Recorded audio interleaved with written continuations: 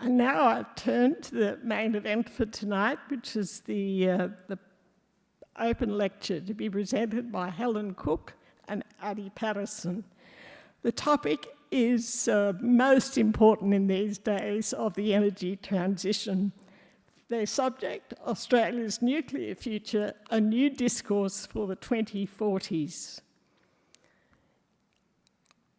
I should take a minute to say that the very first Royal Society of New South Wales lecture I attended was in 2010 at the University of Sydney. Yeah. I was on the ANSTO board and Ziggy Zwitkowski was the chair. I hadn't heard of the Royal Society of New South Wales, but Ziggy was giving a lecture at the University of Sydney on nuclear energy. The room was full of students and it seemed like it was going to be a great audience. Ziggy started to speak. The audience as one stood up with the placards and started a protest. So it was a very dramatic Royal Society lecture back in 2010. I think this one is paying more respect to the speakers, who I will now introduce, who are eminent in their field. You can read their formal bios there. Helen graduated with a first-class honours law degree from the University of Sydney.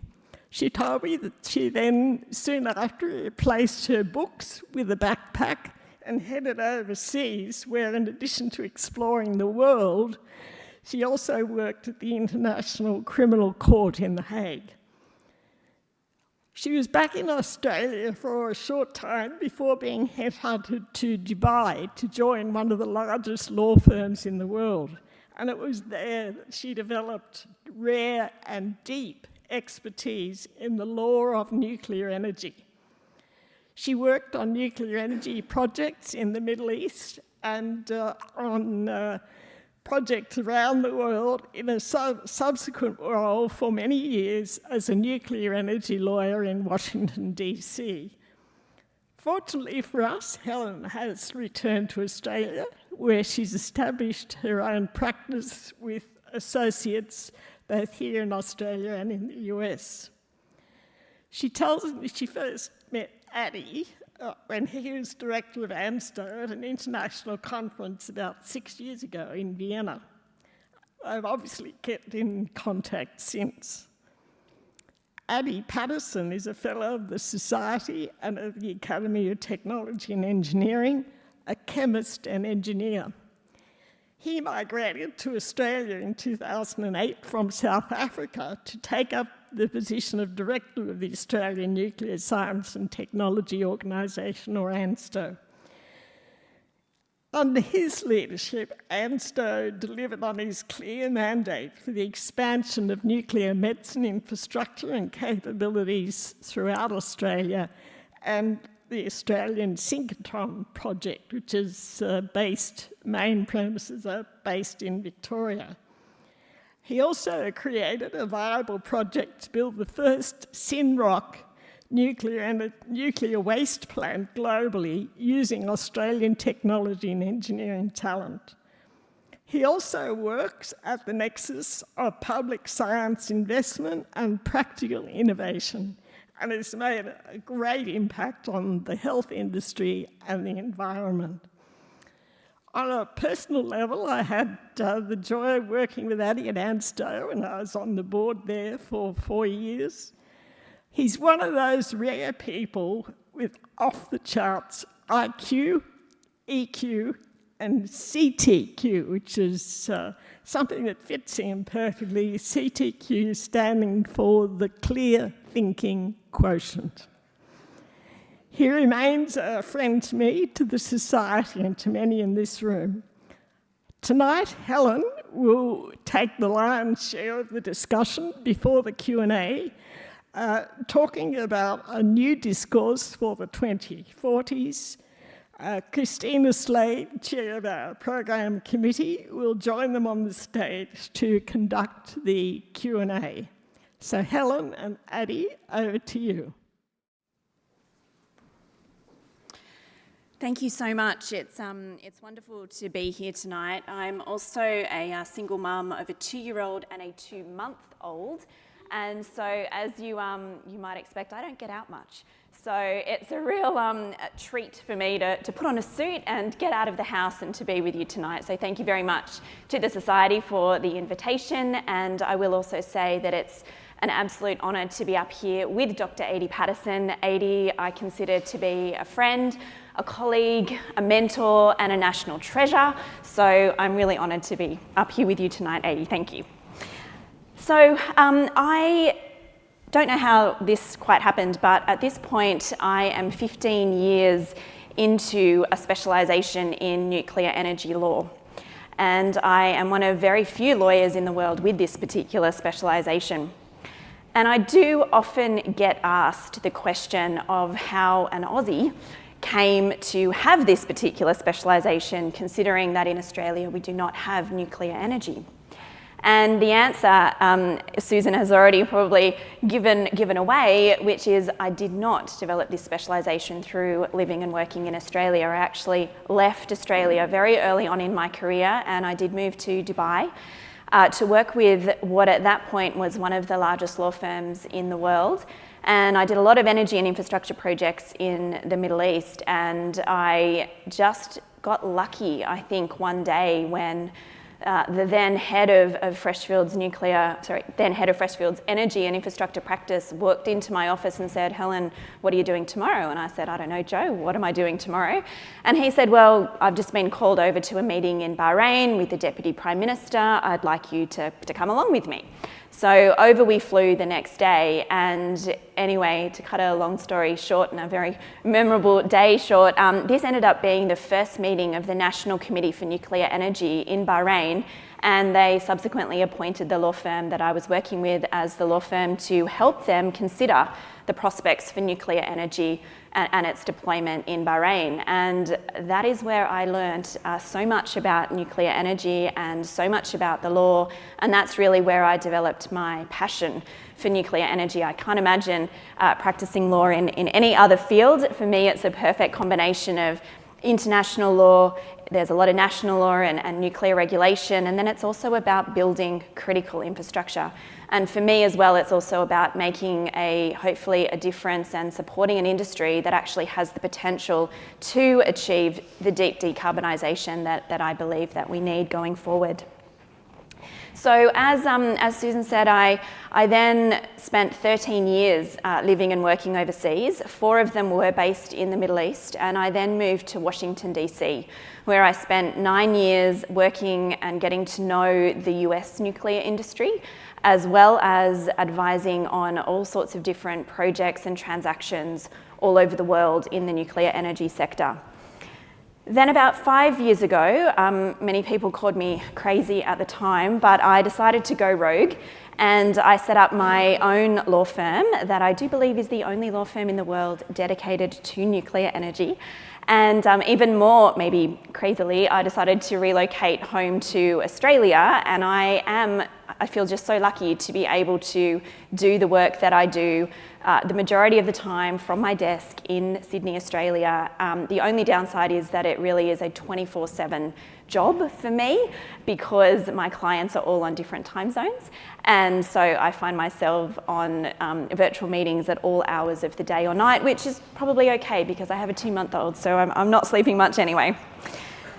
So to give you a little bit of a flavour for some of the work that I do, which also gives a bit of a flavour for some of the things happening out there in the world of nuclear, I advise 2 governments on their nuclear energy programs that are in North Africa and the Middle East. These are both large reactor programs in newcomer nuclear countries. I have recently completed a large project for the government of Estonia, a tiny country in Northern Europe with some pretty serious energy issues that they need to solve, and they are currently working through the process to determine whether nuclear is right for them. And as part of that, I did a study with one of the world's leading regulatory experts on what their legal and regulatory regime should look like, what's happening in the world of modern thinking in nuclear law and regulation. And we also did a very interesting study on what a human resources plan would look like for Estonia if they were to move forward with a nuclear program. I also work with the government of Romania. They have a national utility that is finishing off some large reactors as well as looking to build small modular nuclear reactors. Closer to home, I just drafted a national nuclear law for the government of the Philippines, and that law is currently going through the parliamentary process in the Philippines. Hopefully it will be passed sometime soon, and that law will set up a new nuclear regulatory body in the Philippines and pave the way for the safe, secure and proliferation-resistant utilisation of nuclear energy in the Philippines. I also work on 3 of the demonstration projects for these small modular nuclear reactors in the United States and Canada. And these projects are, I think, vitally important because a lot of the world is talking about SMRs and there is a lot of promise there, but it's these demonstration projects which are really going to prove whether or not they can deliver and on what time and on what budget, and then start paving the way for hopefully a rollout of SMRs around the world, potentially including in Australia. So that's just a snapshot of what I do, which is just a tiny portion of what's going on in the world of nuclear. And I just thought I'd spend a few minutes, and I've got some slides here. They're quite detailed. I'm not going to talk through any of the details on the slides. I'm just going to highlight a few things as I move through. I'm assuming they'll be made available, and if not, please, if you'd like to have a closer look, just email me. So firstly, to have a look at the United States. The United States is relevant in any discussion of civil nuclear because it has the world's largest nuclear fleet, and it generates a significant amount of its energy from nuclear energy. I also think it's interesting from Australia's perspective because there is currently bipartisan support for advanced nuclear energy in the United States. And this has led to just a full spectrum of different types of government initiative and government appropriations to revitalise the US nuclear industry, to build new units, to get these demonstration units for new technologies up and running. And there's also a big focus for the United States on the export of their technology. Now, historically, the US has exported their technology to many, many countries around the world, but at the moment, the export market, if we're being real, is actually being dominated by Russia. Obviously, with geopolitical intentions behind it, we know what they are, but if you look at the countries that are building reactors in foreign countries, it's Russia that is doing the most building at the moment. Then I would also just point out as I said, the technologies that are being deployed in the US for the first time. We're all watching them. I'm working on some of these projects, and with the hope that these will be the projects that will set the foundation for the future deployment of SMRs around the world.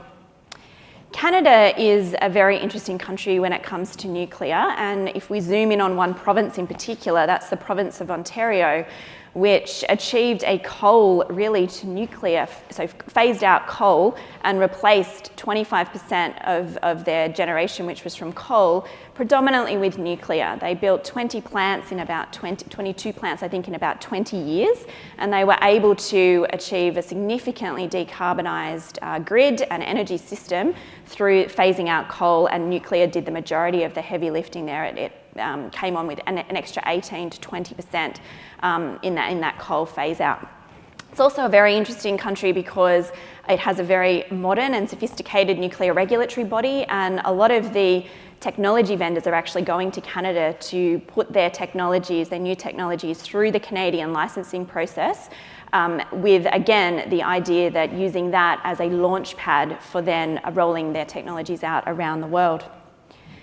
The UK, we need to talk about the UK, of course. It's always relevant, and it is a nuclear country. It has a rather old and ageing existing nuclear power fleet. It needs to and is replacing that large generating capacity with new large generating capacity, and it is also investing heavily in small modular nuclear reactors. Not only their homegrown technology that Rolls-Royce is developing, but also many of the foreign technologies are actually being invited to participate in opportunities for government funds. And the UK is really looking at what it can do to revitalise its own supply chains, as well looking to potential export markets. And I'll just read you out the most recent announcement around what they're calling Great British Nuclear, announced in July 2023, which is the government push to drive rapid expansion of nuclear power at an unprecedented scale and pace. So that sums up the UK's position currently on nuclear, where again there is broad political support across different spectrums of the political landscape. Now here I've just got a few slides that cover other technology vendor home countries and what they're doing, and I'll just point it out again that it's essential when we're looking at these countries to look at the countries that are doing significant builds at home. And so I was delighted to hear that France recently committed to a significant new build program for their large reactor fleet, as well as also investing significantly in small modular nuclear reactors. France, of course, has had up to 80% of their electricity coming from nuclear. They built about 56 plants in 15 years and kind of accidentally decarbonised a number of decades ago.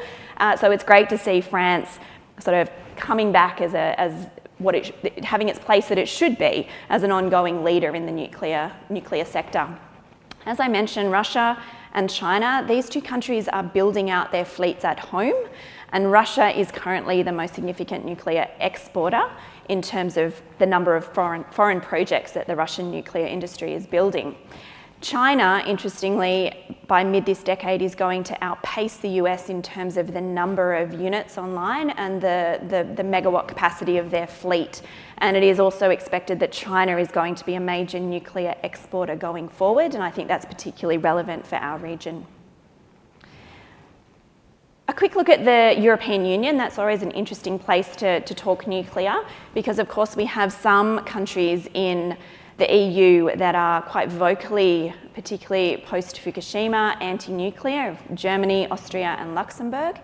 But if you look, you've got 26% of electricity in the EU generated from nuclear. You've got 12 countries that currently operate nuclear power plants, and the majority of them have new build plans, both large and small in some cases. And then you have a whole number of other countries in the EU that, for reasons of energy security, reasons of meeting their climate commitments, are turning to nuclear energy. And there are some very active new nuclear programs in Europe. Now, turning to our own region, or a set of countries that are at least closer to home.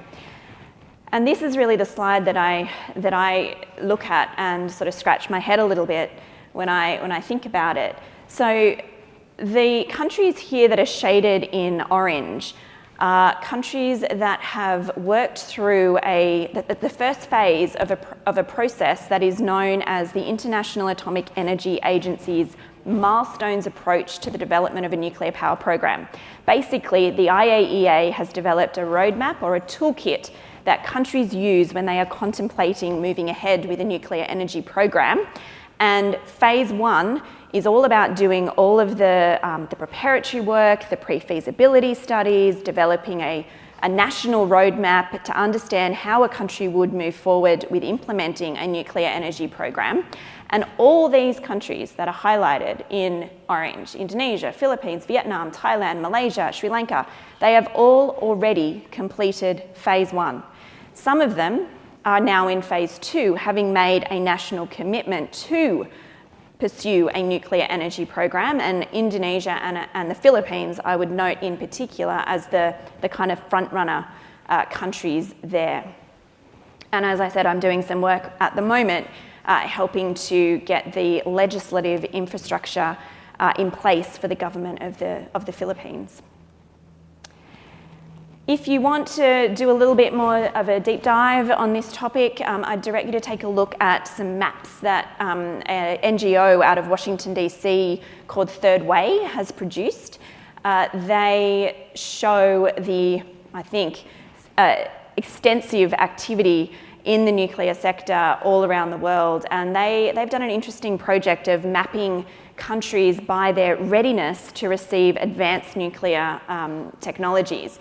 And all the countries that are in that dark green colour are ready essentially as soon as the technology is ready. And then we have some countries also in green that are ready around 2030, others that are potentially ready around 2050, some that are unlikely to be ready, and then there's a handful that have a light grey circle. And Australia obviously is one of them, and these are countries that currently have a policy or a legislative prohibition on nuclear energy. And I will pause and say that there are a few of those countries also sitting in Europe, but a number of these countries, Denmark, Sweden, Italy, are currently reconsidering their position on nuclear if they haven't already changed it, like Sweden has determined that Sweden, an existing nuclear country, is going to build more reactors in Sweden. So this needs to be updated. And looking at our region, this is just a zoom in just to our region and some countries closer to home. And I'll just leave you with that. So I want to talk then a little bit about Australia, and very, very quickly just to offer a few thoughts. So what I hear most recently in terms of an anti-nuclear position or a questioning attitude towards nuclear really focuses now on three topics. The question of what about the waste? Would it cost too much? And won't it take too long? Now, we probably have an expert sitting here when it comes to nuclear waste, so I won't go there. But if that question comes up, in the discussion, I'm sure we can talk to that.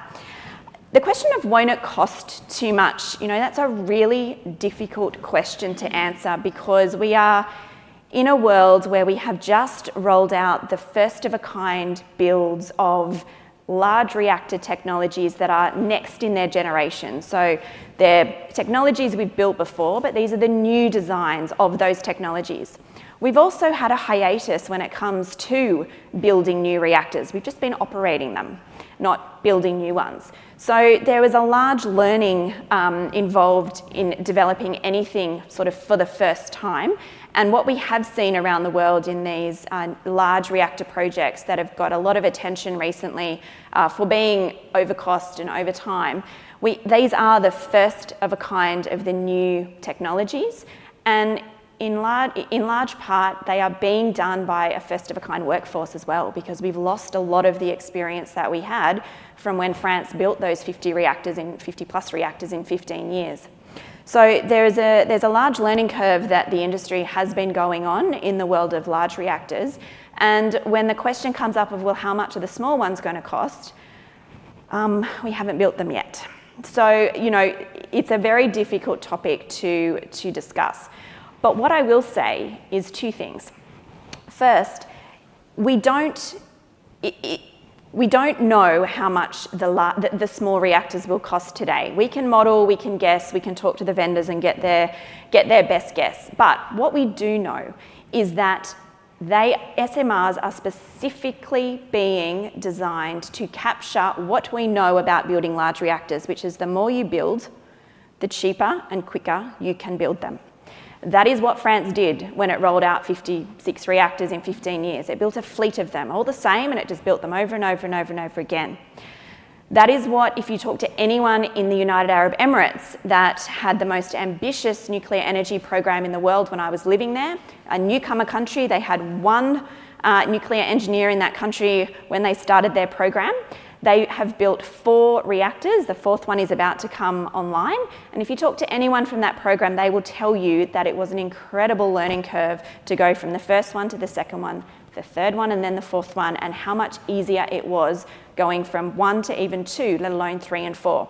I'm currently working on a project in North Africa with a country that is building 4 large reactors, and I recently toured the construction site. They have poured the first nuclear safety concrete for unit 1, 2 and 3. They're about to pour the concrete for 4. You talk to anyone on that project and they will tell you that the lessons that they have learned and the speed at which they can do the second one and then the third one and then the 4th one, it's just transformative. So what are SMRs all about? SMRs are all about building many of as close to the same thing as we can over and over and over and over again. Standardizing everything that we possibly can, doing a lot of factory manufacture, and hopefully achieving economies of replication. That is the essence of the business case around small modular nuclear reactors.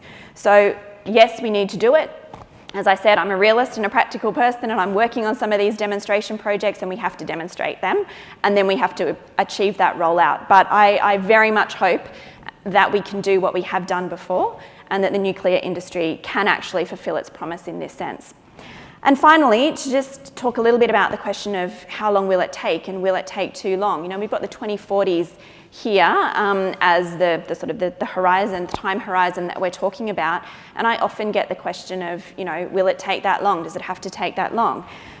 Now, the International Atomic Energy Agency, in that document that I mentioned, that roadmap, the milestones approach, says a country can take 10 to 15 years from the moment it considers nuclear energy as an option to having electrons on the grid. That's their guess for a large reactor program for a country starting from nothing. The UAE, starting from nothing with a large reactor program, did it in 12 years. We are not starting from nothing. So I think with the infrastructure, the knowledge, what we already have here, Australia being a highly sophisticated country, I feel like we can move a lot more quickly. And I will say that there are 50 countries in the world that are currently working through this IAEA milestones process. 50 countries that are currently considering nuclear energy in addition to the 32 currently operating nuclear power plants. So a lot of the world is considering and actively looking at this topic. To me, though, the key point that is missed by people who say, let's just wait and see if these projects can be demonstrated, let's just wait and see if nuclear is economical, let's just wait and see if we can achieve that nth of a kind and what those economies of repetition look like. Let's just wait and see, and if we need it, well, we'll have it. That's not how nuclear works. And I know that from my day job, because that is part of what I do, is advising countries that are working towards their nuclear energy ambitions. And it can be a lengthy walk, and it can be, for some, quite an ambitious walk.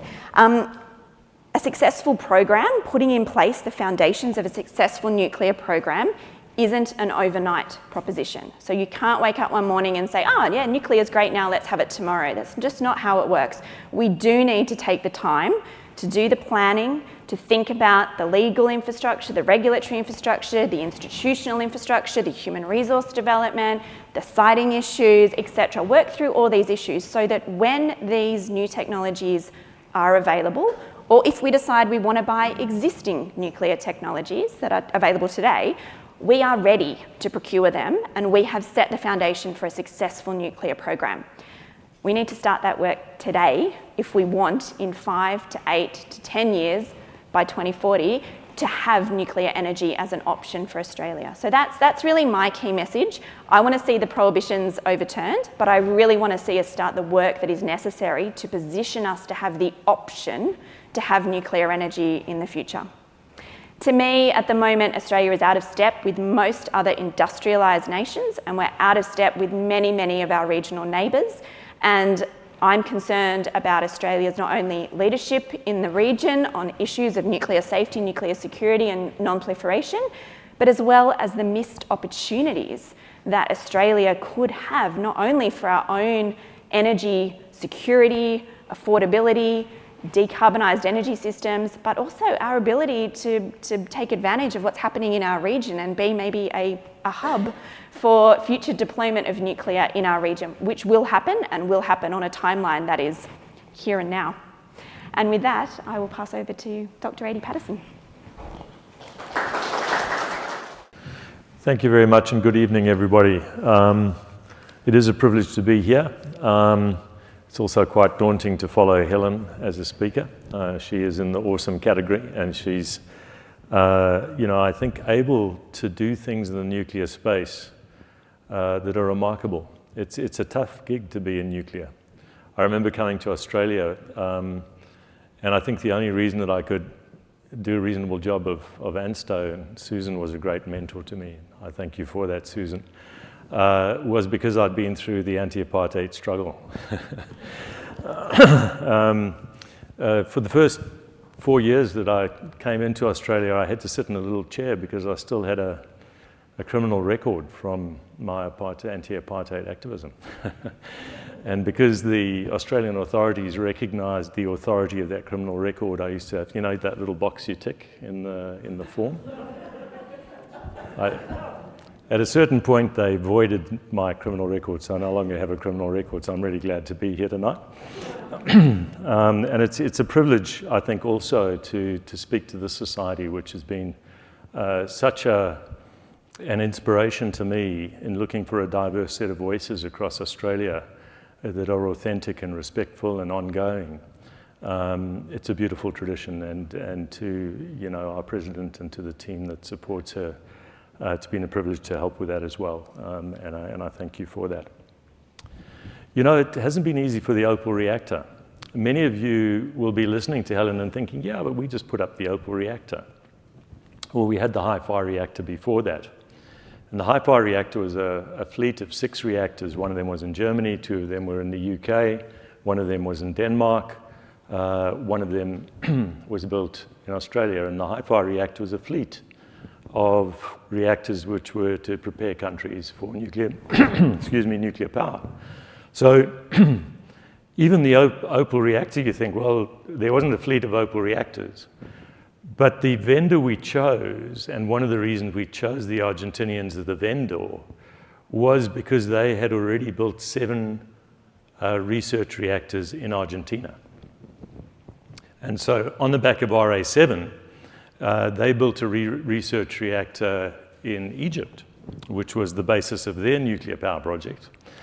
And our reactor followed the building of that plant in Egypt. So even in research reactors, there is a fleet effect.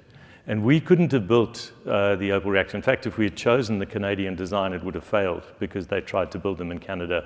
And that was another one that actually bid to do the job. And the Maples were never built or switched on. So I'm really glad that we went with the Argentinian design. And that we built it, and that it works. The other thing that is interesting, just as an Opal fact, before I get into nuclear, and just to remind you that even in the nuclear world that we're in today, of nuclear medicine and a research reactor, there are issues. The current fuel sitting in the reactor was fabricated with 19.6% enriched uranium. Now, normal reactors are about 5%. They're moving up to 6% now. With so-called accident-tolerant fuels. But ours is 19.5%. It's called HALEU, high-assay, low-enriched uranium. The uranium in that reactor was enriched in Russia. In fact, at the start of the Ukraine-Russian war, there wasn't a single place in the world that could produce 19.6% high-assay, low-enriched uranium apart from Russia. And so even in the world of keeping research reactors going, the art of geopolitics and a long supply chain for fuel, the supply chain for fuel from the day we place the order until the fuel actually arrives with us, can be a minimum of 7 years, and it has been as long as 12. So just to keep that reactor going to 2045 is itself a very sophisticated geopolitical negotiating environment, which is why you meet people like Helen in the United States annual cocktail party at the Palace in Vienna. I don't know if you've been to the Palace in Vienna, but there is an annual cocktail party in the Palace in Vienna on the Monday night of the annual meeting of the International Atomic Energy Agency. And that's where you see Helen in one corner and the Secretary of State of Energy or a more senior person from the United States gives a speech. And during the time that Helen developed her career, the Secretary of State for Energy in the United States moved the place they talk from, because there's a place where Helen talks to people, which is just as important. So she's very famous, I think. Give her a big hand, because she is a national treasure. She's also published this amazing book, which is the best book on nuclear law. And I'm hoping soon that on the basis of this talk and some other things, we can induct her in some way into this Royal Society of New South Wales, and we can be honoured by her presence in this esteemed group. I want to say 3 things before we get into a Q&A mode. The geopolitical setting of 2040 is really important to think about. Helen has hinted at it.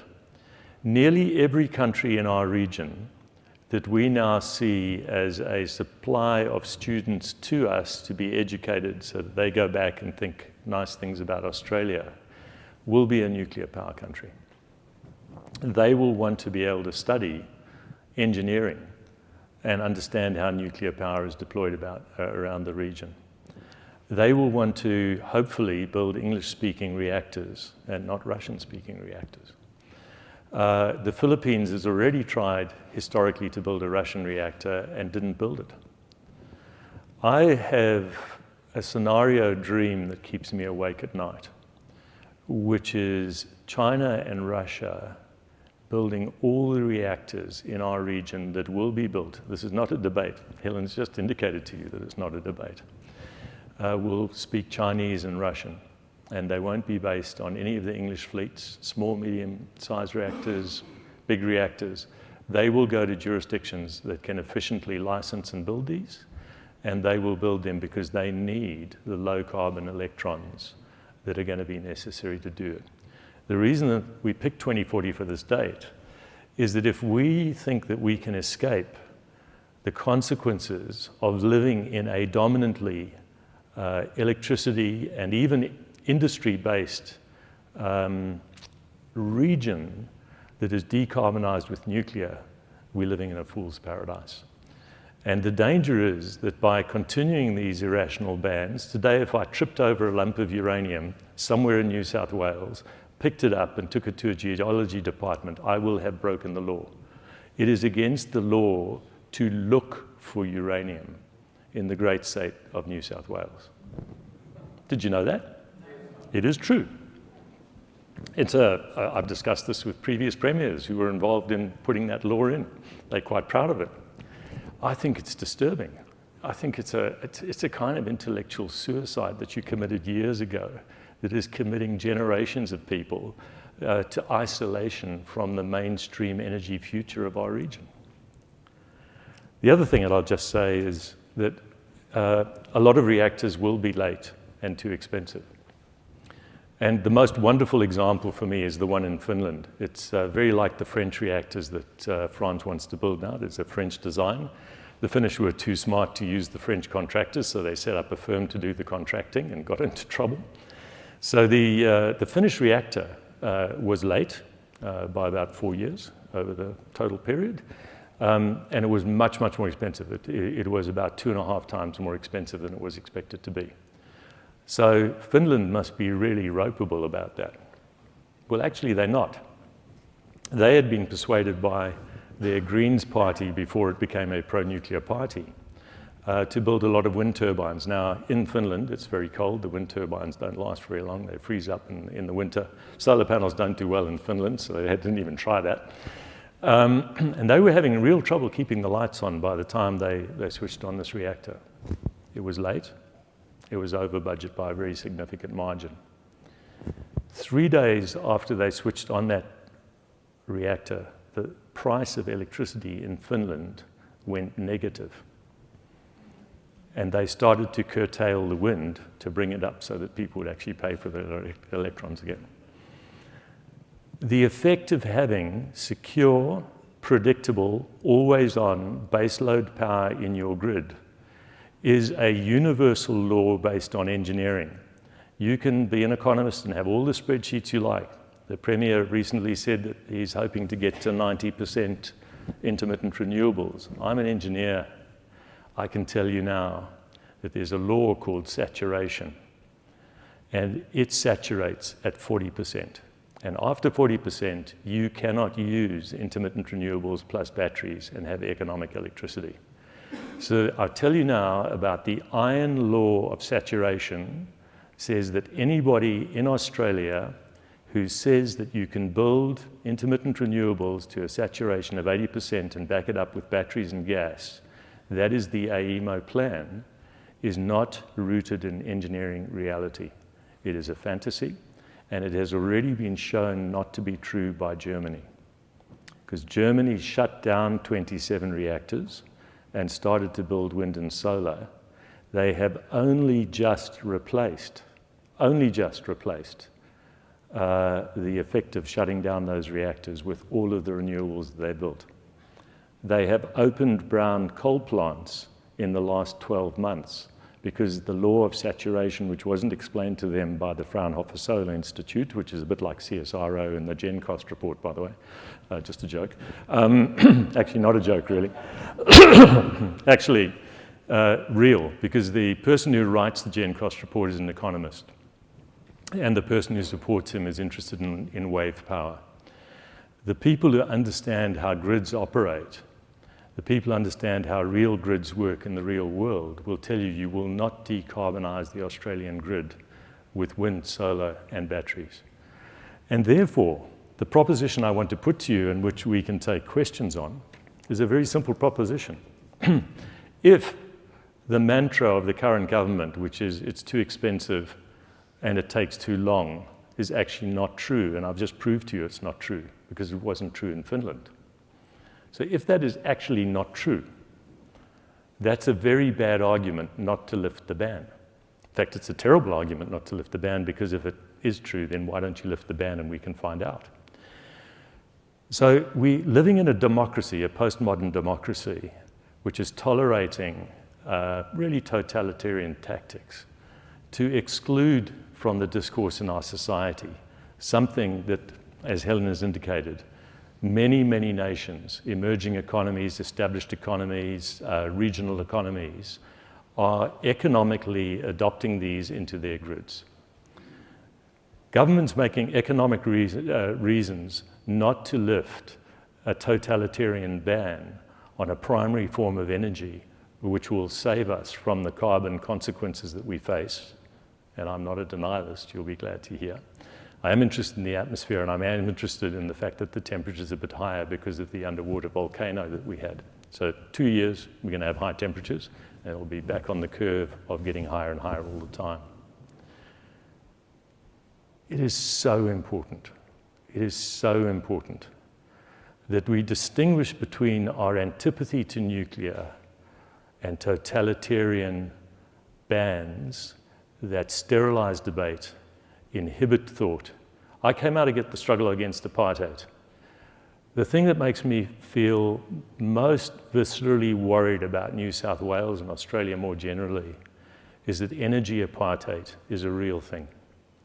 We may be condemning the young people of this generation to our historical antipathy to equality of access of all reasonable power sources to a reasonable future grid in a democratic society.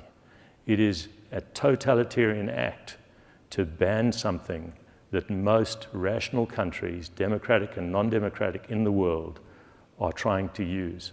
The arguments that are being used, I have just proved to you, are not true in a real-life example. But more deeply, do we tolerate totalitarian behavior in other settings when it's not about energy? We represent the intellectual leadership of a postmodern, inclusive, embracing, multicultural society, except for energy.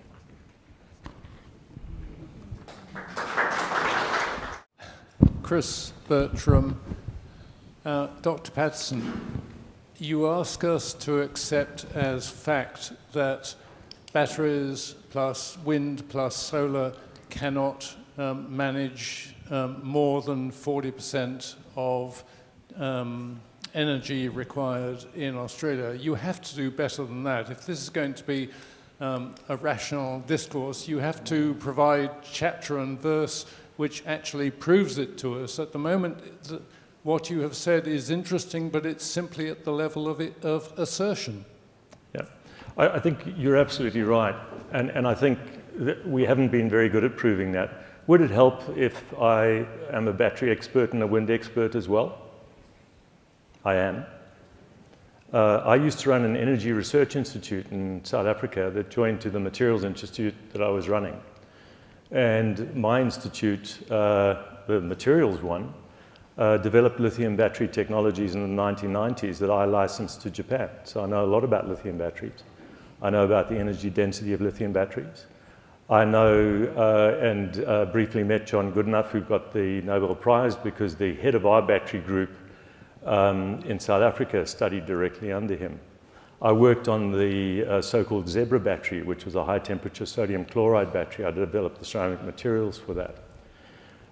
When we took over the Energy Research Institute, I was very interested, because this was before I was nuclear. At that stage, I was pretty anti-nuclear, actually.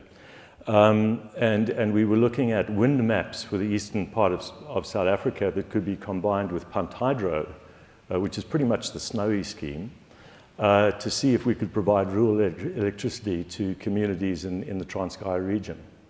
And we demonstrated quite quickly with proper engineering and not just spreadsheet engineering that it wouldn't be possible. And in fact, the place where that dam is, Lubisi Dam, does in fact, in the community next door now have a wind turbine, but the wind turbine has never been used for pumped hydro. But the hydro there has been used to produce reliable electricity.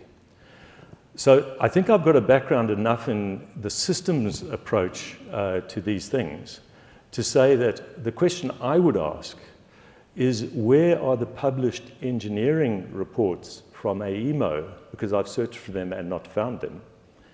And has anybody studied why Germany, which had substantially the same plans, has not been able to achieve them?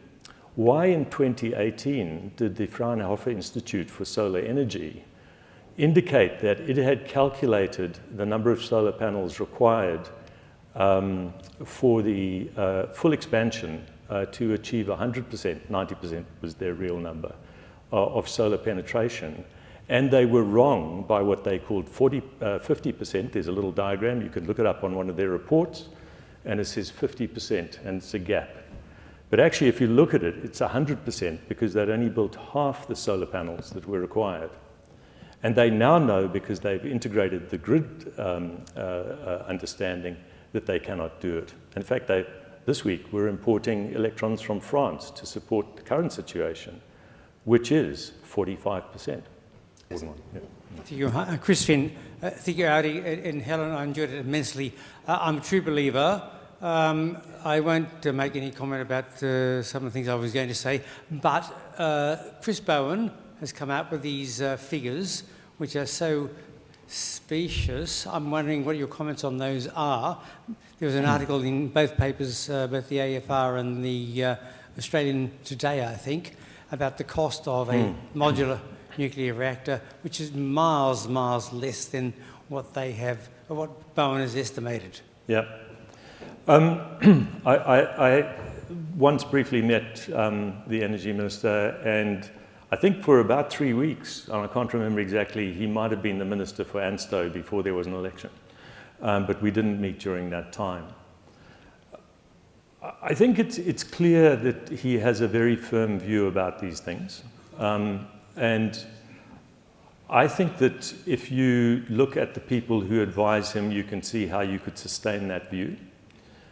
And this is the disappointing piece of the puzzle, is that the Australian energy market operator, which is meant to give us the lowest cost electrons, feels that it has to commit to the government policy. So it doesn't run scenarios that include nuclear. So there are no detailed engineering scenarios, the ones you're asking for, in anybody's in-basket anywhere in the Australian government that answers the question that you asked. Now, why should I have to do that work? I'm a humble retiree trying to make $1, right? But I have worked with people around the world who have done this work with the limited resources that they have, and we have proved it. And we have published it, and we have talked about it, and it is largely ignored. So I'm talking to you about the risk of a conviction about something that is not true, okay? It's called confirmation bias, I think, in the literature. We're suffering from that. Stephen Burns. Could you please, one of the big issues is waste disposal. Could you give us a bit of a background on the SynRock and also potentially the outcome of the South Australian investigation into a nuclear disposal industry, which was published about 2 years ago, and how potentially it could be a very, very viable industry there, and the cost of the development of it would effectively be paid by overseas countries who want to store their waste there. Great. So a question about SynRock. What is SynRock? SynRock is the famous Ted Ringwood invention at ANU on how you take the waste from nuclear medicine production, or anything else actually, and combine it as if you're putting it into an original mineral rock, and you synthetically make that rock, and so it's like putting it back into the geology of the earth, and therefore it's really, really safe. That waste cannot be released. So that's a quick summary of Synrock. When I came to ANSTO and I spoke to Ziggy Switkowski, my chair, I said, this Synrock thing's been going on a bit, hasn't it? He said, yes. I said, can we discuss it? He said, yes. I said, I am either going to kill Synrock or I'm going to make it happen. What do you think? He said, I was going to say the same thing to you. Because we'd been talking about Synrock. In fact, we had people working in the United States on Synrock and so on. So we formulated a team, and for 5 years, we had a weekly meeting, setting up first of all, the scientific basis, getting all of that done. We then set up a pilot plant, a cold pilot plant, where we piloted everything. We then specified the engineering and the control room. This was all done in ANSTO to prove that we can do a nuclear development project in the country. We then went out and specified the hot isostatic press that would be used, and we specified the plant. We went to government, we asked for the money, and they gave it to us. It came in just about on budget. It's a little bit more within the factor that you would give for a first-of-a-kind, globally unique nuclear development. And so the plant is ready to operate. Why did we do it? We could show from the economics that putting the waste into cement and not being able to finally dispose of it in a final disposal and keeping it would have a much increased volume, and volume equals cost and waste. By putting it into Synrock, the volume would go down and it could go to a final disposal in one step. And the economics of those savings made it the best waste project that you could ever do anywhere in the world. And the Synrock plant's ready to go. I hope we build 30, 40 of them around the world. We own the technology. Let's do it. That is the story of waste, is get the minimum volume and get it in a form where its final geological disposal is possible. Or reuse the spent fuel in another generation of reactors, and reuse the spent fuel in another generation of reactors for approximately 3,000 years. There is no nuclear fuel waste. There's waste from nuclear medicine production. There's waste from all sorts of things. But nuclear fuel, spent nuclear fuel, is not waste. It's opportunity. Even the waste we had in the tanks at ANSTO was opportunity, because we've done a world-first project. I know you can't celebrate it because people don't want to celebrate, great successes in nuclear in Australia. Who would want to do that?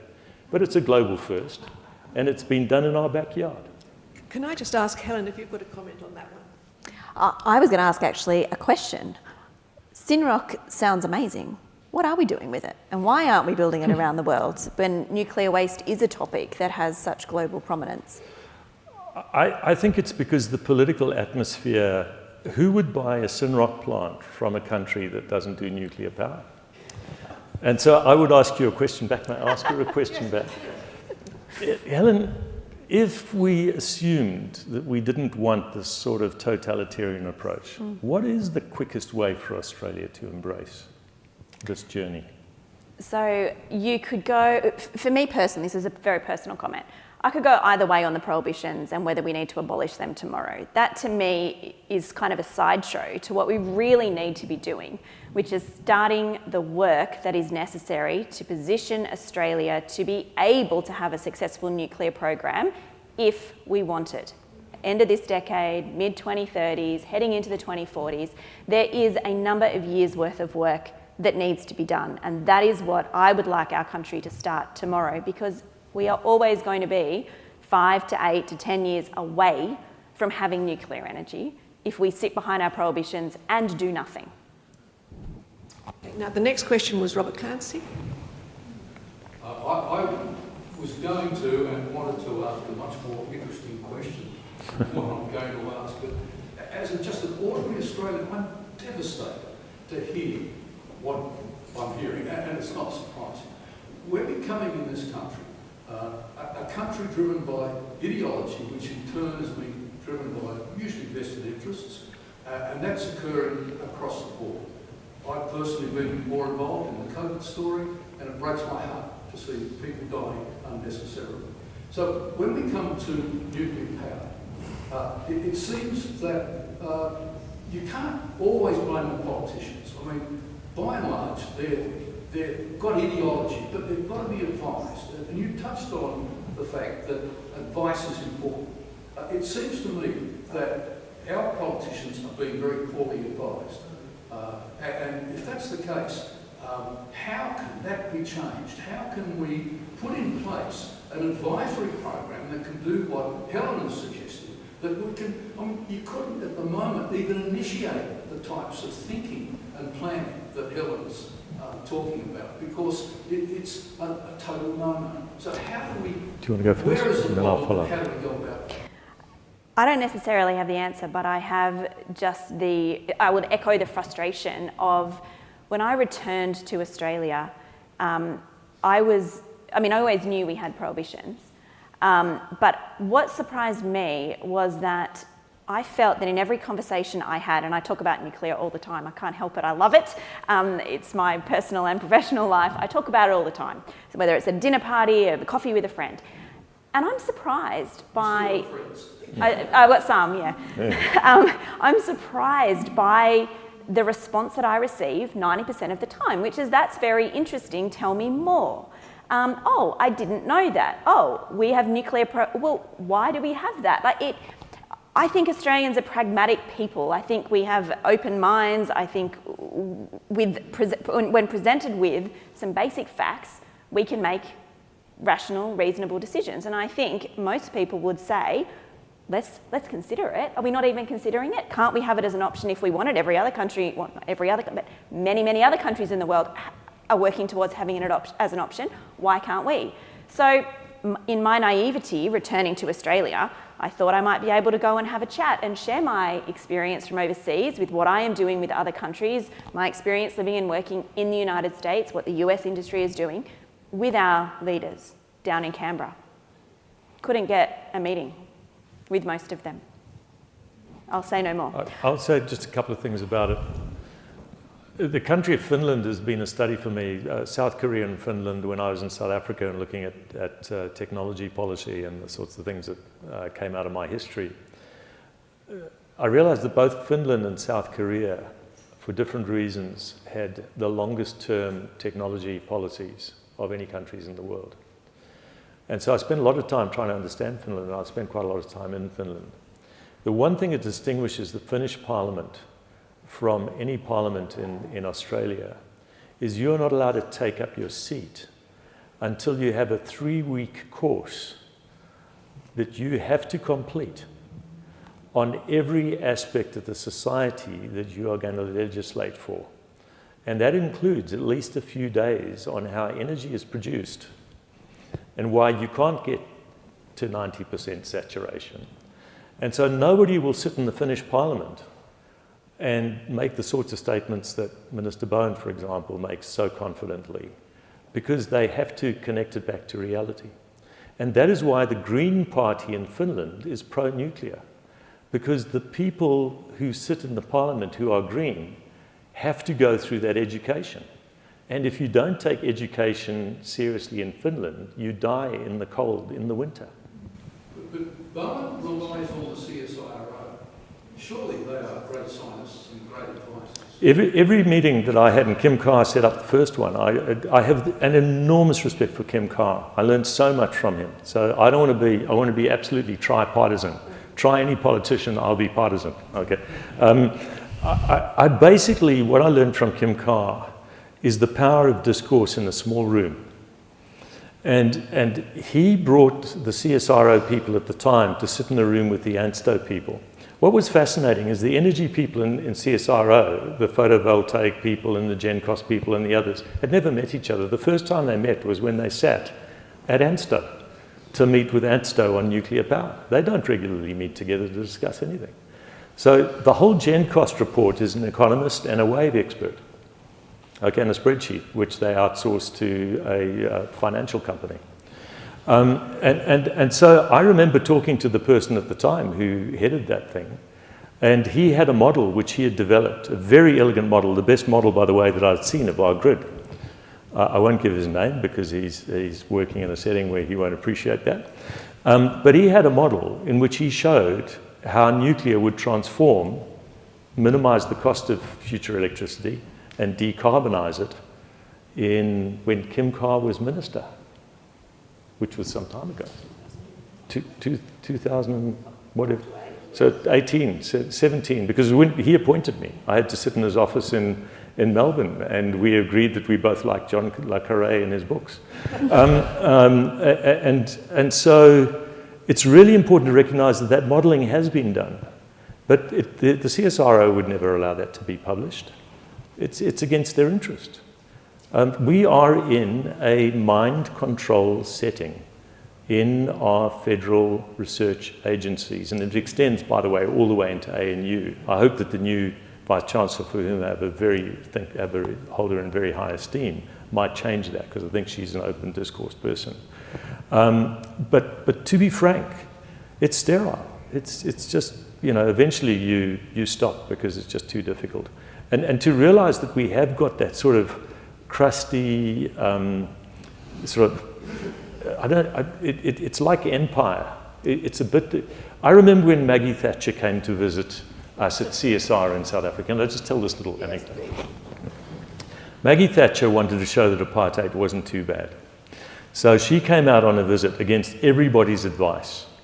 And one of the places that she wanted to come and visit was the CSIR, where I was an executive there at the time before I moved into government, running my energy institute.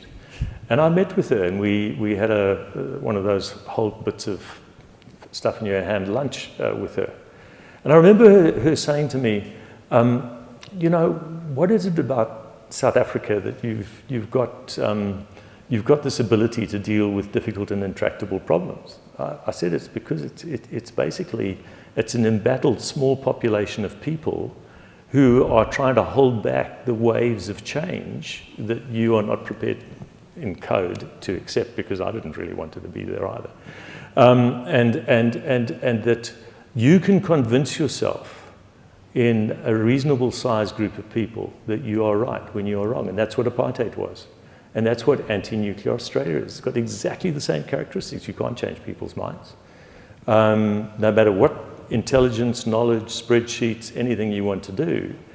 And you have to realize that that mindset it actually needs a revolutionary change or an intergenerational change. Young people don't agree with most of the people in the room. Susan. Thanks, Susan Pond. We've been talking about the civil sector. Why is the US talking to Australia about nuclear submarines? Do you want to And start? what are we going to do with them? No, you start. Okay. These are going to pull into port. Surely that's a mechanism or a spearhead to changing mindsets. At a minimum, it'll be a parallel universe. Let's assume that the congressional politics, the UK-US nexus will all work. It's a very complicated program. We will build a parallel universe. There will be a separate regulator. That regulator will regulate according to the standard of the US Navy, which is somewhat more sophisticated than the NRC. That could be good for us because we could learn some things about properly regulating. What's the NRC? The Nuclear Regulatory Commission. The civil regulator in the US. Yeah, it was never let a reactor get built again. Okay. It came up out of Carter and others who didn't want to do it. But basically, if you want to build a submarine program, you have to have all of the architecture that we would need for a civilian nuclear program. So my estimate, the Navy's estimate and the government's estimate is that at the height of this program in the 2040s, there will be about 15,000 to 20,000 direct jobs. I estimate that'll be 45,000. Okay, so that'll be a lot of jobs. When those first generation underwater sailors come out of those submarines, what do you think they're going to do? They are nuclear trained people. In So 2040, all submarines will be drones. We don't need them. That's another debate which you can have afterwards. I'm involved in a drone company, so I declare my interest. But what you said, Adi, that's spot on. You know, everywhere you move in the US, civil nuclear industry, you run into ex-mariners. They're everywhere. They make fantastic nuclear energy lawyers. They're everywhere. So again, let me come back to the real root cause. Root cause analysis was invented by nuclear people. The root cause of all of this is that because of the 3-year cycle of government in the federal setting, there is no strategic thinking in the bureaucracy of Canberra. And I can prove it. Because when I came to join ANSTO and I wanted to put in a plan, and Susan will remember this, my first planning cycle, I was told there was a 3-year planning cycle and I've got to get ready for that, and Ziggy trained me and Susan trained me for that. But I wanted to plan to 2055. Why did I want to plan to 2055? Okay, yeah, it's hysterical, isn't it? The man is mad. Well, 2055 is 10 years after we shut down the Opal reactor. So that's your decommissioning period. 2055 was the first year that we wouldn't have a nuclear research reactor in Australia. And that was my planning horizon. So in my first meeting at ANSTO, with 40 people in the room, because they excitingly came to visit the new CEO, by the time I left ANSTO, 750 people used to come to my talks. We had a planning horizon for 2055. It was actually 2056, because I'll be 100 in 2056, but I took a year off. Now, once you have an institution that can plan against a horizon of 2050, and I can talk to other people about this afterwards, we changed the policy of the federal government. Because we had all of these plans and we kept arriving with these documents and they would do a review and the numbers were right and the timing was right and all of it was right, the government introduced the first 10-year planning framework during my tenure at ANSTO, during the time that I was at ANSTO. And they used the planning framework of ANSTO to introduce the first 10-year long-range planning framework for large infrastructure in Australia. It's really important to recognize this. The capacity to understand the future profoundly cannot be a linear process. You must consider all possible futures.